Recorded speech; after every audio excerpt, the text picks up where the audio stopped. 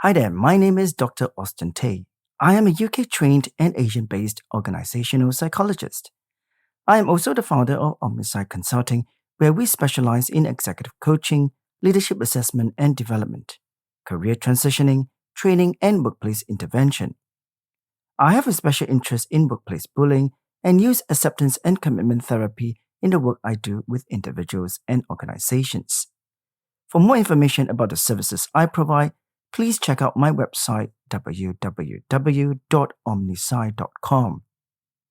Apart from this podcast, I also have a blog where I pen my thoughts as an organization psychologist.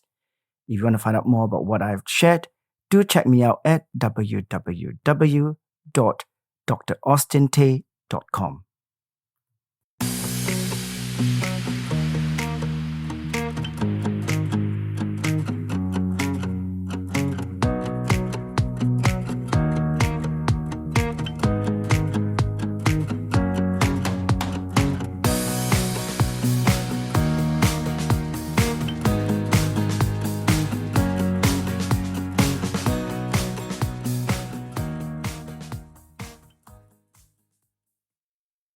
Hi there, welcome to episode 13 of Side Chat.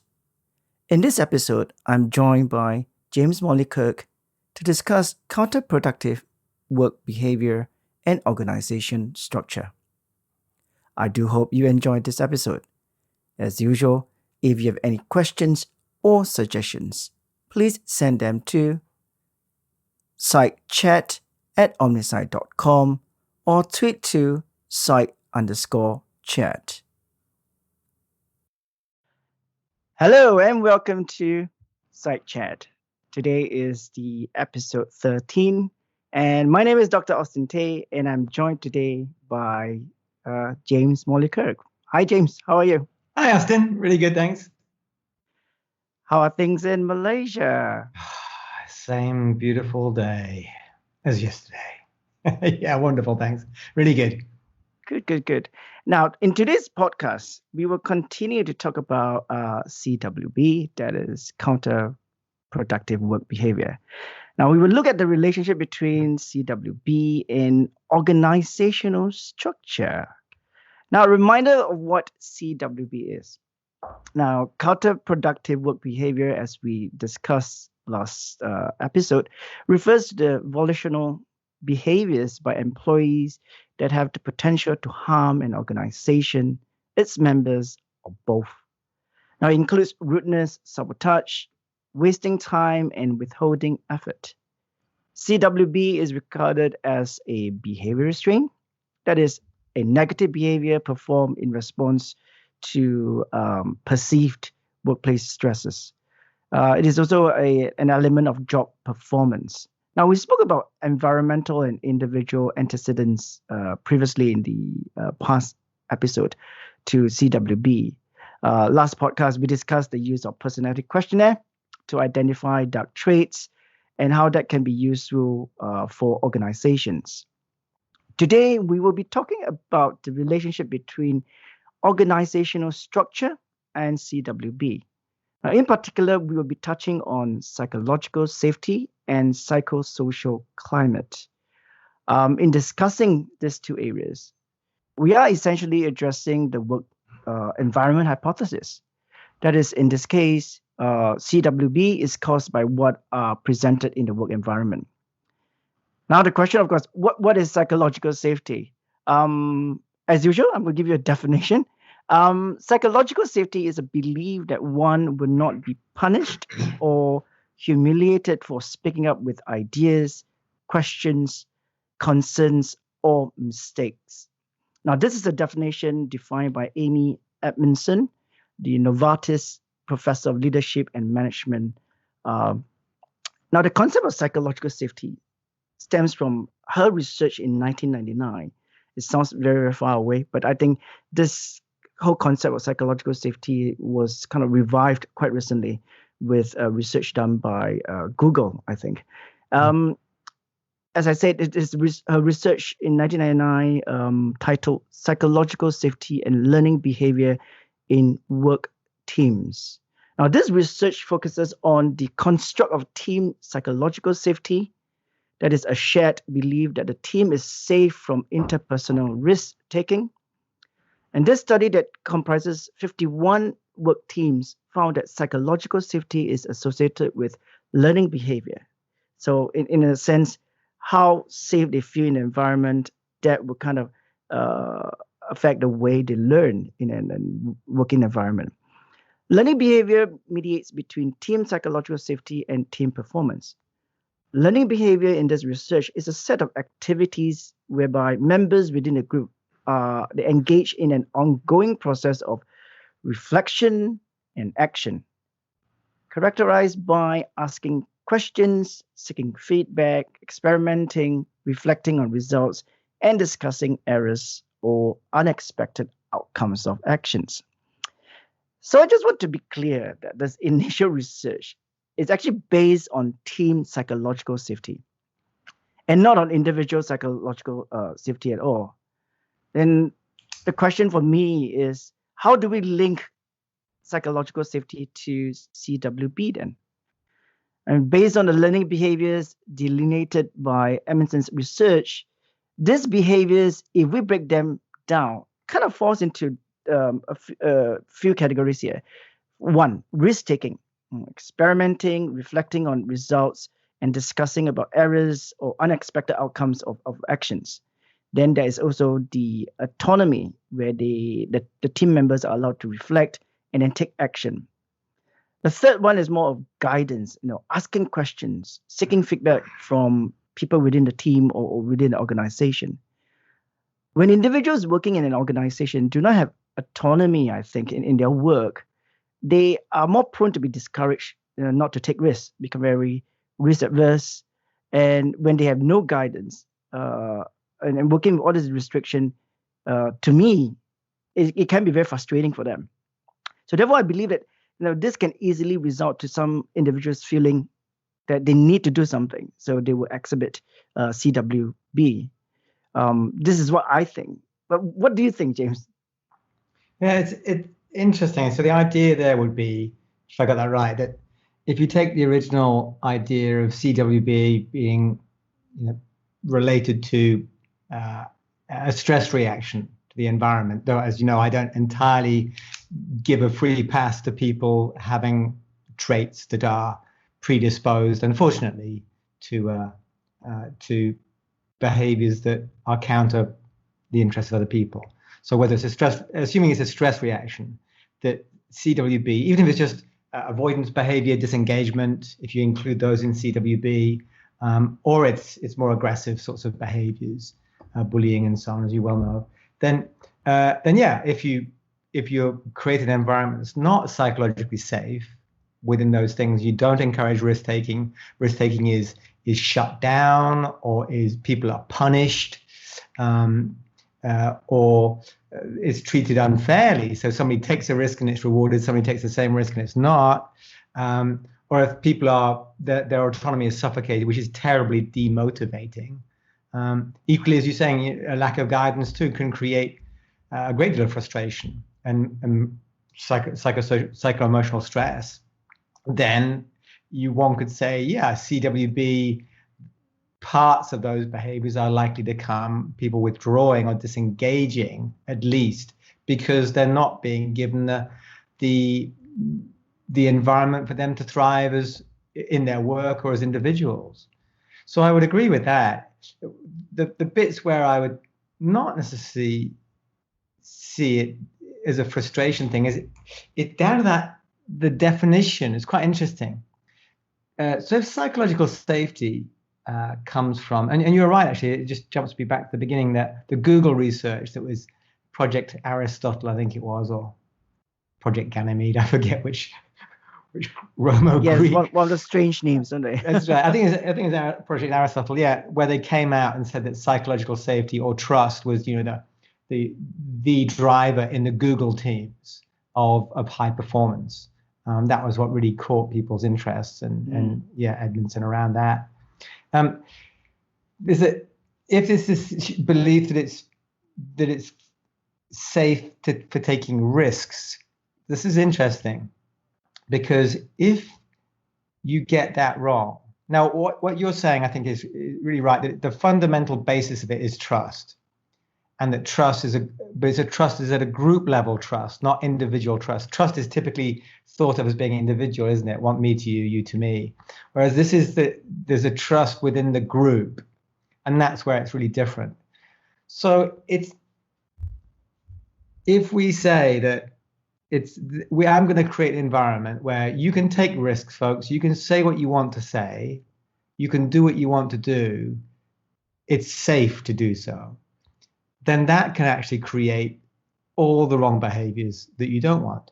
If somebody wants to speak up in a meeting and speaks rudely and disrespectfully to somebody else because I should feel safe to say what's on my mind, that's not creating psychological safety. That's opening up I'm saying it's okay to abuse people. It's okay to disrespect people. It's okay to show that you're frustrated. You should be psychologically safe and protected to do that. That's not the case at all. So I think potentially where the idea, if you execute in your team, the idea that we're psychologically safe to take risks, we're psychologically safe to say what's on your mind, without being criticized. No, this is not what psychological safety is. And that could open up the door to counterproductive behaviors. Yeah. And I think it's also interesting because as the original research is for teams, and the research you just mentioned about Google is also about team dynamics there. And we know CWB not necessarily is done by a team per se. It is also a behavior exhibited by an individual. And that could be a cry for help, a cry for attention, so that people are recognizing the issues that they're facing in the workplace. And, to me, why I decided to, have this conversation about organizational structure, this kind of concept about psychological safety, does it really mean that understanding it in a team environment, firstly, can we also relate that to an individual? And then if so, then what should an organization do? Do they start to review their structure about or the environment to allow people to have that kind of free space to talk about things and take risks if they can? To me, I'm quite half-hearted about the whole concept here, because it's very easy to apply something like this to every instances in an environment, working environment. But as you said, in a way, it might have a very adverse effect, because it means that someone, because they are enjoying psychological safety, they're going to take risks that might be detrimental to their organization. So it's a big question for the organization to think about whether should we relook the structure that we have to create the space for people to have discussion.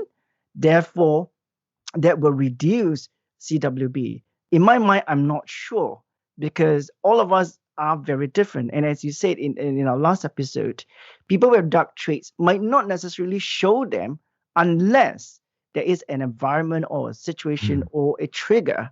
Yeah. So then how can we change how can an organization start tweaking their structure just to kind of anticipate this kind of behavior will not happen? So I think it's quite contentious at the moment. But of course, I know people are talking about psychological safety is important.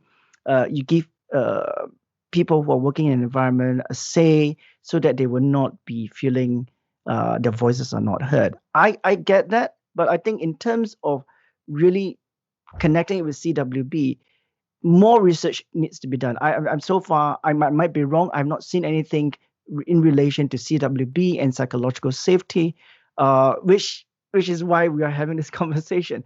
But in my mind, I think more research needs to be done. And while we are discussing about this, we have to be open to the fact that we can't expect organization to be making that kind of changes just to preempt the outcome of a CWB of individuals in the workplace. And I think that also, in my mind, when we talk about psychological safety, is very one-sided. It's very much as an individual or an employee thinking, I'm not given the space, I'm not given the ability to say my piece. Therefore, to me is very subjective. But it's contentious, as I say. We still need to have this discussion, which kind of bring me to the second point here. The second bit about the organization's structure. This thing called psychosocial climate. I mean, you probably heard of it, PSC for short. Now, I came across psychosocial climate in a way through my research on workplace bullying. So maybe let me give you a definition of what it is. Psychosocial climate is defined as organizational policies, practices, and procedures for the protection of workers' psychological health and safety. Now, here the emphasis is about individuals' psychological health and safety, very dependent on what the policies has been drafted or been used in an organization. There are, I think, some parallel with psychological safety, but at the same time, it's also quite broad. Again, both concept, I think, is perceived by the individual in the workplace. And it's not something that the organization will sit down and go like, yeah, I'm going to have a psychological safety environment or a psychosocial climate to ensure my employees are okay. But of course, this concept are important in an working environment, because as I will perhaps just carry on saying what I want to say, according to my script here, PSC is often viewed by employees as how the organization they work for have the right policies, practices, and procedures that protects their psychological health and safety. So, for example, psychological health problems such as stress, burnout, demotivation, work disengagement, and bullying. Now, the conceptual theory of psychosocial safety climate draws upon perspective from the work stress, psychosocial risk, organizational climate literature. Now, PSC is a facet specific component of organizational climate relating to freedom from psychological harm at work. In a way, PSC, while it's quite similar, I mean, you can put psychological safety as part of PSC. It's kind of procedure, kind of policy with regards to that. PSC reflects management commitment to workers' psychological health and the priority they give to safeguarding psychological health as opposed to production demands. Now, PSC itself, if we look at it, it's kind of a broader umbrella where psychological safety is part of it. Again, I would say that PSC is one of those things that we talk about a lot for researchers and also psychologists. It's something that organizations are very clueless about it. They do not know what exactly it means. But does it mean by perhaps tweaking or creating organizational policies that would take care of individuals of their psychological health that would actually reduce CWB? And this is something that I'm not sure. And I'm not sure whether that's the case, or we should be having even a bigger conversation about psychological health in general for employees. So I don't know. What do you think? In my head, I'm kind of feeling that these two concepts are really big topic to discuss. Yeah, I understand where you're coming from. That psychosocial climate is obviously it's a massive concept. Basically, it is the whole the outcome of the organization's existence from the view of its employees. And it's couched in terms, in that way, it's everything from the job design, leadership, team, everything that we would think about in OD, organizational development terms, how to make this organizational more functional, more efficient. And this part of it, obviously, it's coming from that health and safety paradigm, which is a protective paradigm, and it's obviously in the West typically it's legally based. That these are rights that you must protect these things. An organization, if you're going to employ somebody, has a duty of care. And so you're quite right. I think when you mentioned there, the points of it are health issues, stress, burnout, demotivation. You then picked up on the disengagement. Disengagement is a consequence, pulling away from your job, and of course part of disengagement is purposeful disengagement, which is CWB, of course. Yes. And so that starts to version, but of course it's not volitional. The idea of health and safety is if I'm unhealthy, I've got no choice. Yes. I'm not doing this on purpose to hurt anybody. I'm being hurt.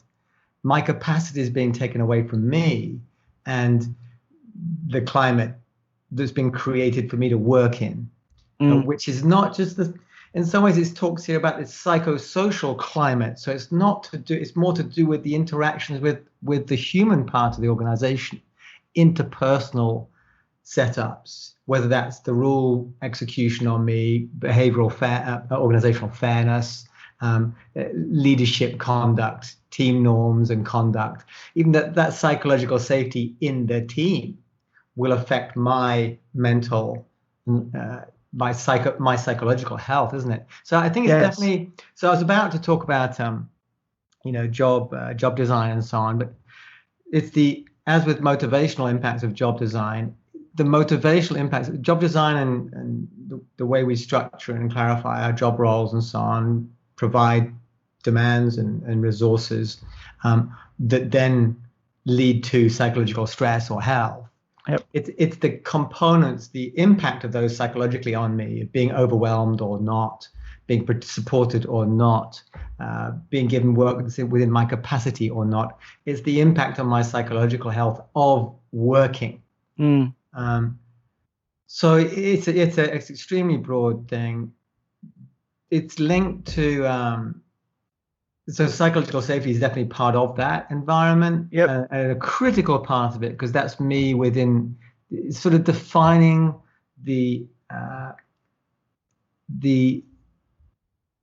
what it feels like to go to work every day with this group.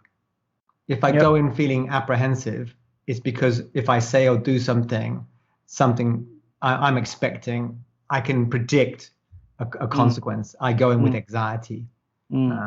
So that's also a huge part, actually, of my day-to-day existence in an organization. If that climate in the team is not good, it's all going to fall apart slowly but surely.